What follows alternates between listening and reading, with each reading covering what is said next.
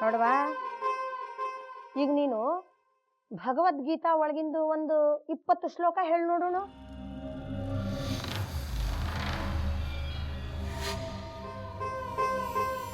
ನೆನಪು ಮಾಡ್ಕೋ, ಬರ್ತದ ತಗೋ, ಹೇಳು. ಅಜ್ಜಮ್ಮ, ಶ್ಲೋಕ ಹೇಳಿದ್ರೆ ಎಂತ ಸಿಕ್ತು? ನಿನ್ನ ಜೀವನ ಸುಧಾರಿಸ್ತದವಾ, ಜ್ಞಾನ ಸಿಗ್ತದ. ಎಂಥ ಜ್ಞಾನ ಅಂತಿ? ಯಾರೂ ಕೊಡದಂಥ ಜ್ಞಾನನ ನಮ್ಮ ಋಷಿ ಮನಿಗಳು ನಮ್ಮ ಸಲುವಾಗಿ ಬಿಟ್ಟು ಹೋಗ್ಯಾರ. ನಾ ಹೇಳಲಿಕ್ಕತ್ತದ್ದು ನಿನ್ನ ತಲೆ ಹೋಗ್ತೋ ಇಲ್ಲೋ? ಈಗ ನಾ ಮುಂದೆ ಹೇಳ್ಕೊತ ಹೋಗ್ತೇನೆ, ಹಂಗ ನೀ ಹಿಂದಿಂದ ಹೇಳ್ಕೊತವ ಆತ. ಧರ್ಮಕ್ಷೇತ್ರೇ ಕುರುಕ್ಷೇತ್ರೇ ಹೇಳಿ ನೋಡುನು. ಧರ್ಮ ಕ್ಷೇತ್ರೇ ಕುರುಕ್ಷೇತ್ರೇ ಸಮವೇತಾಯುಯುತ್ಸವಃ ಸಂಹಿತಾ ವಿವಾಹ ಉತ್ಸವ. ಅಬಾಬಾಬಾಬಾಬಾ, ಏನು ಅದ್ಭುತ ನಾಲ್ಗೆವ ನಿಂದು. ನಾಲ್ಗೆಂಬುದು ಕಿಲು ಹಿಡಿದು ಹೋಗ್ಯದ ನೋಡು. ಚಲೋತ್ನಾಗ ಕೇಳಿಸ್ಕೊಂಡು ಹೇಳು. ಮಾಮಕಾಹ ಮಕುಮಹಾಹ ಪಾಂಡವಾಶ್ಚೈವ. ಅಜ್ಜಮ್ಮ, ಹೆಂಗೋ ಒಂದ್ಸಲ ಸ್ವಲ್ಪ ಹೇಳ್ತಿ, ಆದ್ರೆ ಈಗ ಮತ್ತೆ ಹೇಳಕ್ ಬರ್ತಿಲ್ಲ. ತುಂಬಾ ಕಷ್ಟ ಇತ್ತು. ನಿನಗೇನು ಬರ್ತದ ಮಣ್ಣು? ಕಡ್ಲಿ ಕಡ್ಕೋತ ಕೂಡ ಹೋಗು. ಮಾಲಿನ್ ನೋಡು, ಒಂದು ಸರ್ತಿ ಹೇಳಿದ್ರೆ ಸಾಕು, ಗಮಕ್ಕನ ಹಿಡ್ಕೋತಾಳ. ಶ್ಲೋಕ ಹಂಗ ಸುಮ್ನೆ ಬರುದಿಲ್ವಾ?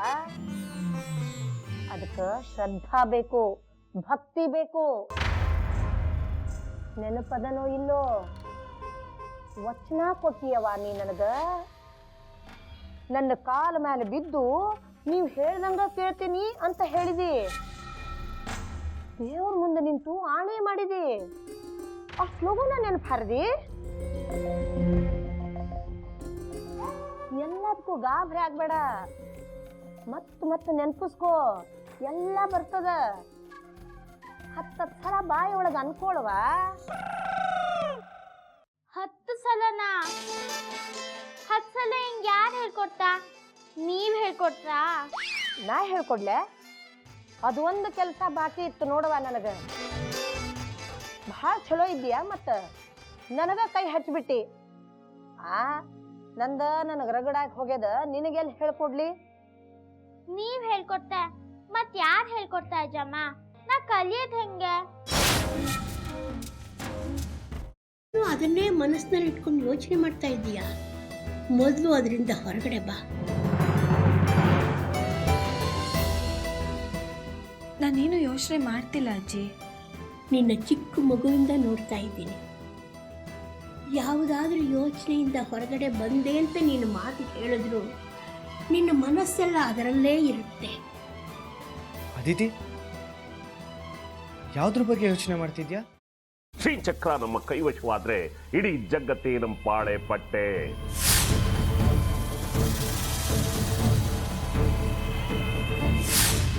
ನಾವಿದೀವಲ್ಲ, ನೀನ್ ಯಾಕೆ ಚಿಂತೆ?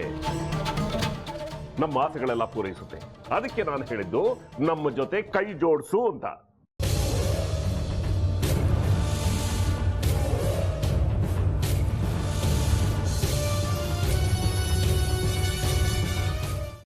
ವೆಜ್ ಖಾರ ಬಾತ್ ಮಾಡುವ ವಿಧಾನ: ಒಂದು ಬಾಣಲಿಗೆ ತುಪ್ಪ, ಸಾಸಿವೆ, ಕಡಲೆಬೇಳೆ, ಉದ್ದಿನಬೇಳೆ, ಗೋಡಂಬಿ ಹಾಕಿ ಹುರಿದು ಕರಿಬೇವು, ಬಾಡಿಗೆ ಮೆಣಸಿನಕಾಯಿ, ಕ್ಯಾರೆಟ್, ಬಟಾಣಿ, ಟೊಮ್ಯಾಟೊ, ಕಲ್ಲುಪ್ಪು, ಬೆಲ್ಲ, ಬಿಸಿಬೇಳೆ ಬಾತ್ ಪುಡಿ, ಅರಿಶಿನ, ರವೆಯ 3 ಅಳತೆಯಷ್ಟು ನೀರು ಹಾಕಿ ಚೆನ್ನಾಗಿ ಕುದಿ ಬಂದ ಮೇಲೆ ಹುರಿದ ಬನ್ಸಿ ರವೆ ಹಾಕಿ ಕಲಸಿ.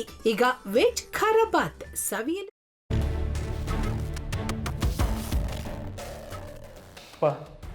ಇಷ್ಟೋ ತನಕ ಡೆಲಿವರಿ ಆಗಿಲ್ಲ ಅಂದರೆ ಅಕ್ಕಂಗೆ ಏನಾದರೂ ಪ್ರಾಬ್ಲಮ್ ಇರ್ಬೋದಾ?